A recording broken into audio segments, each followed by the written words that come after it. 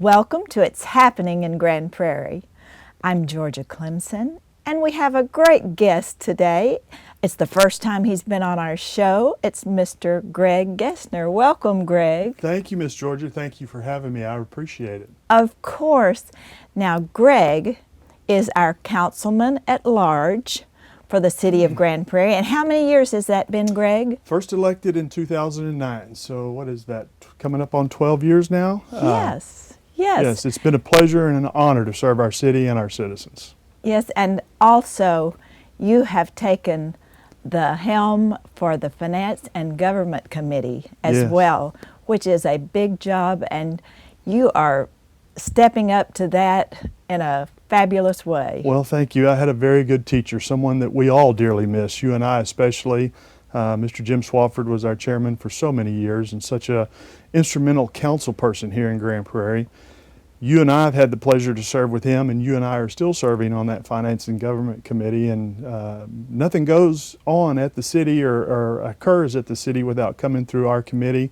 We review it at the finance and the budget level, and then we present it to the rest of the council for their review. So it's a very good system that we have. It is. And Greg, I know you're here today to educate our viewers on something that's coming up May 1st. Give us those details, please. Yes, ma'am. May 1st is a general election, and on that general election ballot we have Proposition A, which is a special election for the voters to give the city permission to issue up to $75 million in economic development bonds. And those bonds are general obligation bonds, so they do require voter approval. And what we'd like to do with those bonds, if they're approved, is it's for economic development throughout the city, new development projects, redevelopment of some older areas, including revitalization of our gateways, our historic downtown area, and some of our older neighborhoods that could really use some help refreshing and cleaning up around them. Very good. Greg, for our viewers who might not be familiar with bonds or the issuance of bonds, could you give us a little description of what a bond is? Yes. Well, when you don't have enough cash to pay for a particular project or an item, just like a home loan or just like a car loan, you take out a loan. That's what bonds are. That's a city or a municipal government or a county or even a state's way of borrowing money. And those bonds have to be approved by the voter, so they're typically issued for about 20 years. And we go to the bond market, they buy our debt, and that debt is secured by a couple of things. It could be secured by a sales tax, but in particular, the general obligation bonds are secured by property taxes. And the city has a great reputation for being conservative in their finance and their budget, with great fiduciary responsibility to the citizens of Grand Prairie. Historically, we've proven that. We've paid off Lone Star Park early. We've paid off the debt on the Summit early, the Air Hogs baseball stadium. That debt was paid off early.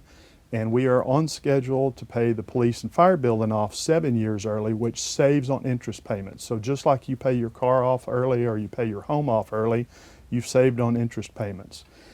Our bonds have been able to maintain a AAA rating for our water, wastewater, our certificates of obligation, and our general obligation bonds. And just recently in February, we issued capital improvement project bonds, which any city does typically once a year or every other year.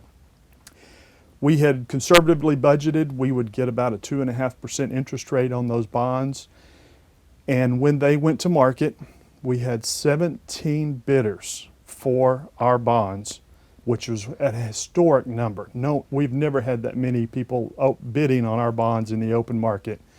And when it closed, we were able to secure that debt at 1.4, just under 1.5%.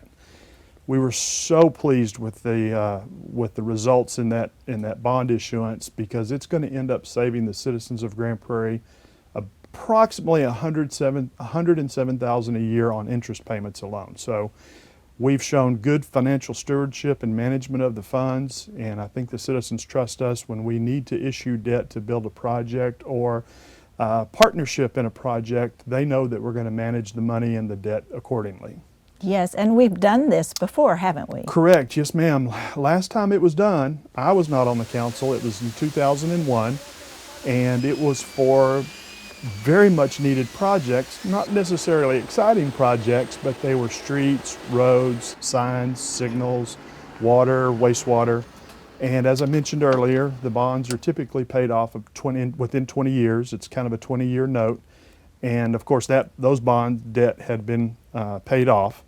So we're coming to the voters May 1st to ask them whether or not they would approve the city issuing up to $75 million. Now, that's not a one lump sum, $75 million for one single project. What it does is it gives us an economic tool to compete not only in the Dallas-Fort Worth market, but the state of Texas and quite frankly, throughout the nation.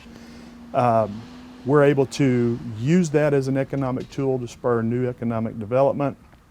We may have a project that requires 10 million in incentive, or 10 million, or 8 million, or even 15 million, such as a large hotel or conference center. So we have that ability. It's a tool in our tool chest that we can use to go to develop those projects. And we've got so much developable land still left in the Metroplex. We have a lot of developers and a lot of projects that are looking at Grand Prairie because we are so well situated. We've got 4 major highways running through our town. We're right in the middle of the big rapidly growing Dallas-Fort Worth Metroplex. Very close to the DFW airport. So the opportunities are ours, and this would give us the ability to act on those opportunities. Absolutely, and you know, with the development of 161, opening of that, and with our I-30 and I-20 frontage roads, very exciting. And as you said, we're one of the few places in the whole Metroplex that has undeveloped land.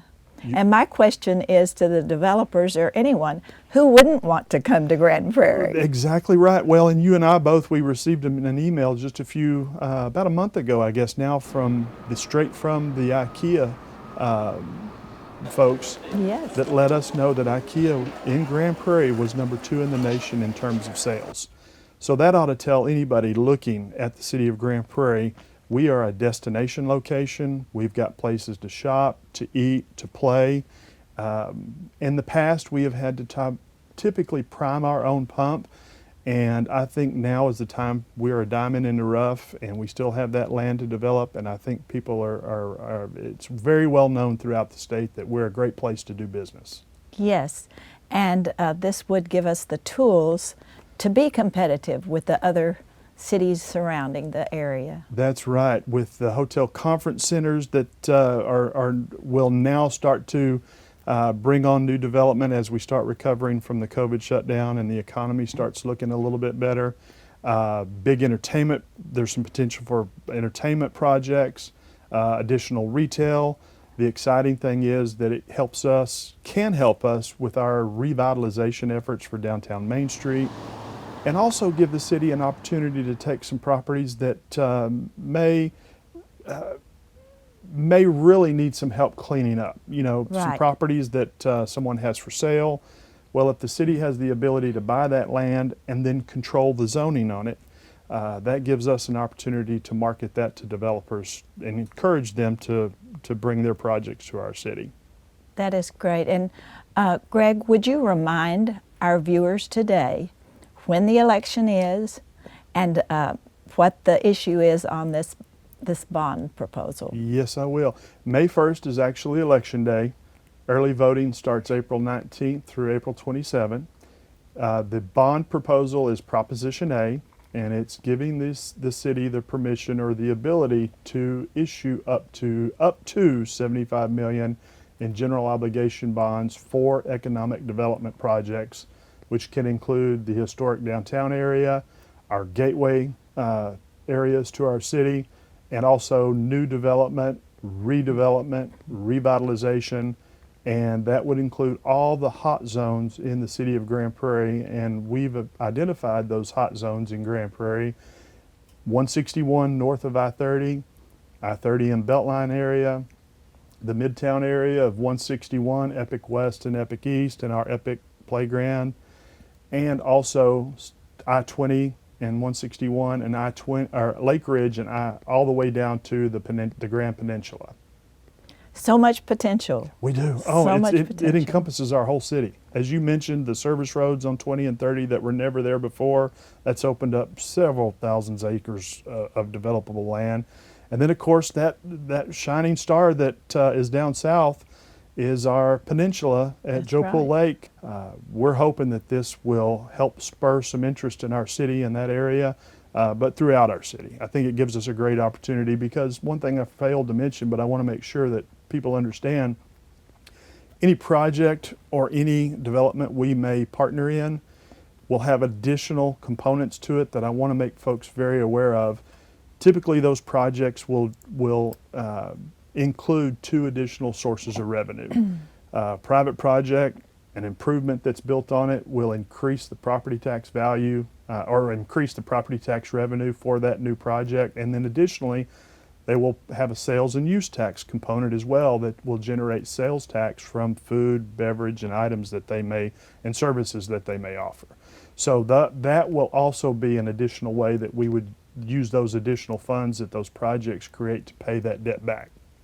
Thank you, Greg, for educating us on the upcoming election and the benefits of the bond election. So thank you so much. And we appreciate you, and the many contributions you and your family make to our city. You are stellar, and we appreciate you so much. And thank you again for being with us today. Thank you for having me, and I appreciate the opportunity. It's an honor to work with you weekly and daily. It's just been I tell folks this has been truly an honor to work with the folks at our city. Yes, indeed it is. A blessing. Thank you. Thank you. And we'll be right back. Grand Prairie, it's time to bag the bag and grab the bin. The city is no longer collecting recycled items in plastic bags because plastic bags damage processing equipment. Instead, use your recycling bin to hold items for pickup. And remember, only glass bottles and jars, metal cans, and paper products are okay.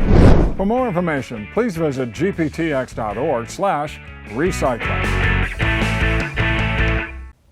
Welcome back, and welcome to our next guest, Dr. Lynn Osgood from Austin, Texas. Welcome, Lynn. Thank you, Georgia. It's wonderful to be here today. And Lynn, what are you doing in Grand Prairie, Texas? I have the honor of working on a project that's focused on oral histories of Grand Prairie area. And it's a project within a larger project. And so the larger project is actually a project of the city of Dallas. They own the 700 plus acres that is the old Hensley Field. Yes. And they are looking to develop that as a complete community, a new development with houses and stores and grocery stores and probably an anchor institution like a higher education or a hospital, and really looking at making that a complete community that will be next to Grand Prairie. Yes, and even though it is in Dallas, and this is totally a Dallas project, it does affect Grand Prairie as a neighboring city, doesn't it? Very much so. And I think there's a very large team working on the project. They've got landscape architects and urban designers, transportation specialists, economic development specialists, really looking at all the dimensions of community and how it can come together to be both equitable and environmentally sustainable, economically vibrant. And part of that, what they know is that at the core of that is history. Yes. And the folks that are really the adjacent neighbors to that site are Grand Prairie residents. Yes. And so as they're developing these ideas for what could happen in the future, they know that it's really important to understand what the stories were from the past. You can't invent the future without knowing the past. Yes, I love that quote. And so that's been my honor, is to be able to work on that part of the project and to talk with many people in Grand Prairie, such as yourself, and to really understand the many and the layered histories that are part of Grand Prairie, and part of Grand Prairie both with the military history, but also just the day-to-day life of people as they have raised their families and started their businesses and taken their kids to school, and all the things that just, almost the things that we don't think about, but that are so important as the team looks at the Hensley Field site and says, what will the community here be in the future? And so really wanting to understand what the patterns and the stories of the past were. Yes, and as you said, it does affect the city that is neighboring, and so much for Grand Prairie, because we do have such rich history of many families that have worked at Hensley Field or have in that area. Even though it wasn't in the city of Grand Prairie, it played a huge role in our history. And that's what's been an honor and just so wonderful for myself, is being able to hear those stories. The stories of the catwalk that used to go over Jefferson, where moms and kids would bring dad at the start of the day with his lunch sack, and Yes. he'd walk over the catwalk and work at Temco or Vought. Or go to NAS, to the Naval Air Station. And then wonderful stories that keep repeating themselves. And I think one of the ones that I love is there was an early one of someone was telling me she remembered being a little girl and sitting on the bumper of her dad's car in the 1950s and watching the airplanes go up and down from the site. And this was her entertainment on a Saturday. This is what she did. Oh, yes.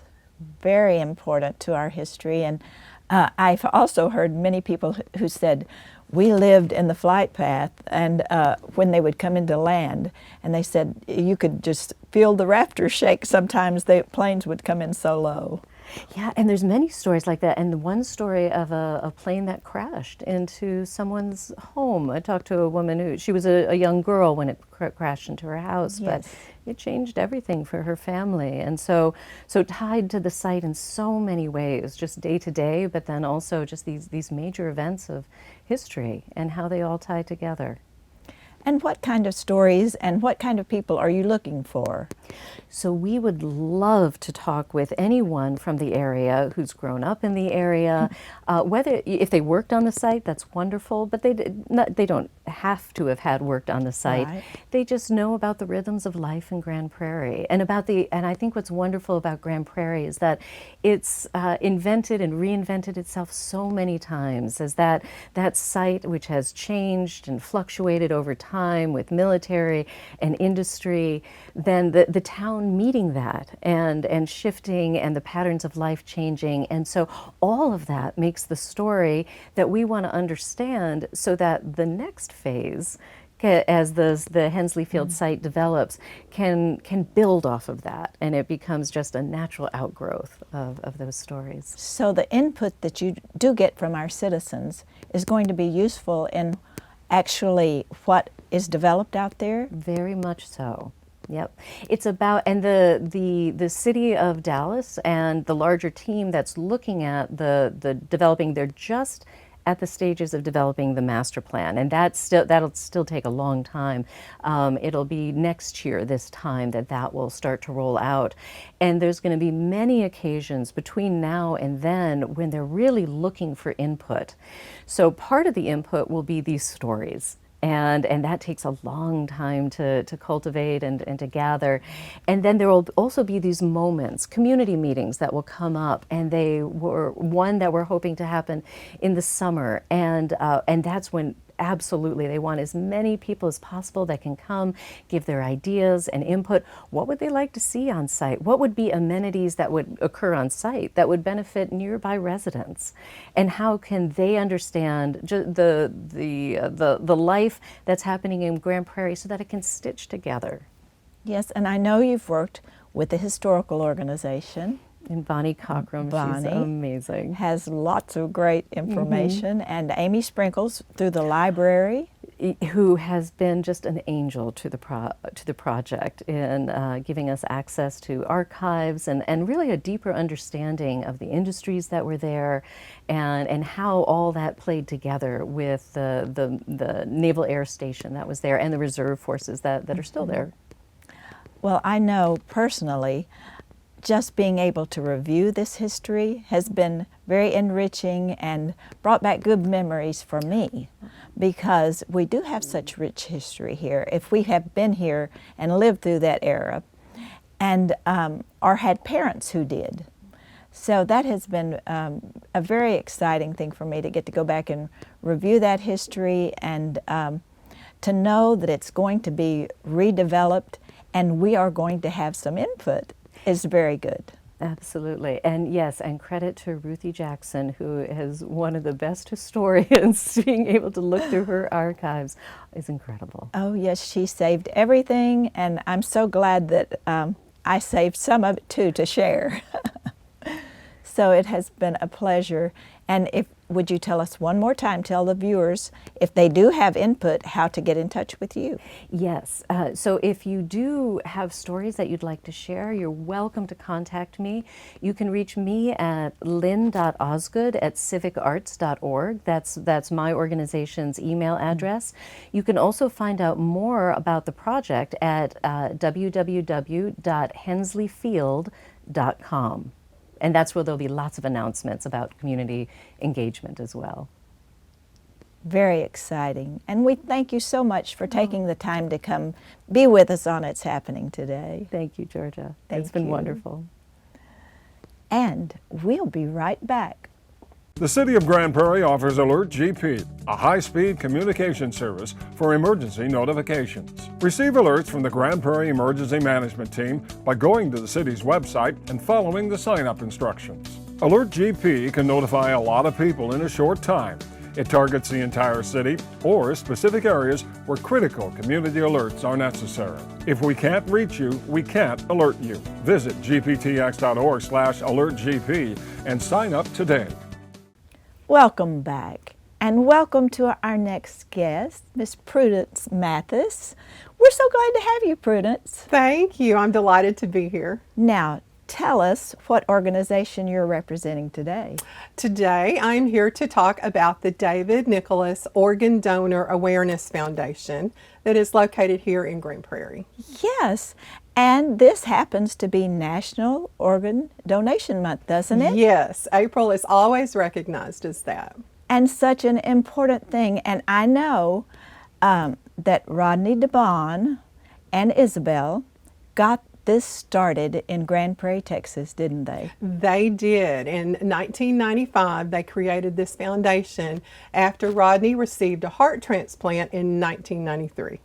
Yes, and tell us just a little mini version of that. Rodney was a 36-year-old athlete in prime condition. He started feeling bad, thought he had the flu, went to the doctor and found out his heart was only functioning at 12%. Yes. And he had to go on the transplant list. At that time, he was told he probably had about 6 months to live, and his odds were not good that he would make it to get a transplant. He did receive one. He went on the transplant list in August, and in October of 1993, he received his heart from 22-year-old David Nicholas, who was a second lieutenant in the Air Force. Yes, and what a story that has been, how that God put the right people in the right place, and that he was able to get this heart in such a timely fashion. Exactly. And not only changed his life, gave him his life. Very much so, and every day, Rodney counts it a gift when he wakes up, and he said, I've got to figure out what good I can do every day because I shouldn't have been here, and it's truly a gift, and he does count his heart as a gift. It is, and the fact that he named the foundation After David, who was the donor, and I know that he's become very good friends with the family, and that they are now extended family. Exactly. They vacation together oftentimes. They have family reunions every year. And David's sister, one of his sisters, actually works for the foundation, Becky Nicholas Kelly, Yes. and has been there since 1996.